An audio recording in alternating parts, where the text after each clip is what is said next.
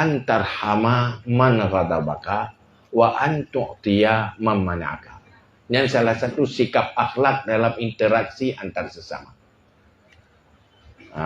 Pertama, orangnya nikah hubungan dengan dia. Dia tetap sambung silaturahmi. Baik tak apa sampai pu. Yang kedua, antu'tiya man mana'aka. Jikrik ke dia tapi tetap memberi ke dia.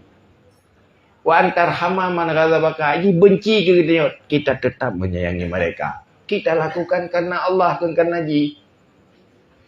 Pakan lakukan lagi kan karena gaya oleh Allah, bukan karena haji. Karena haji kepuput lewat. Itu lebih baik. Tanya yang penting jaga diri. Orang sering menyakiti, tetapi menyogok akhlak tidak pernah tersakiti. Ukuran orang gat akhlak, pertama tidak menyakiti, yang kedua tidak tersakiti. Masih ikan kekah, yang baik roh kekang keji meji kekang kerong pun masalah tuan. Ya kan? Yang berdosa siapa? Yang rugi siapa? Orang yang menyakiti. Tanya hanya di pihak yang rugi, putus sama.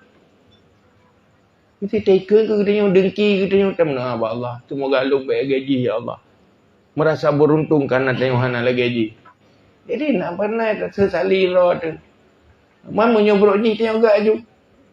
Dia biasa aju. Mahai tematik, petem-petem aju. Hai ada petem-petem tak pura-pura agak je leh. Hai sebab ada pura-pura agak duduk gak bibi ji. Nah, orang bawa pura-pura punggung bibi. Dia ada pura-pura agak duduk agak bibi kan. Pun di pura-pura ai leh. Ada kebiasa kat mangai je. Minah nak beli pura-pura nah yang bibi. Penampilan level mesti god kaji duduk bibi juga.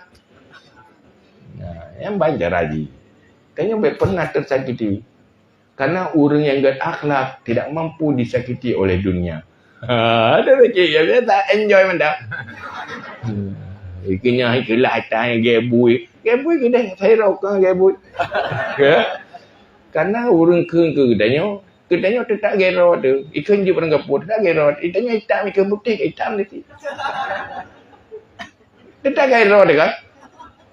Yang penting jaga diri sendiri bagaimana.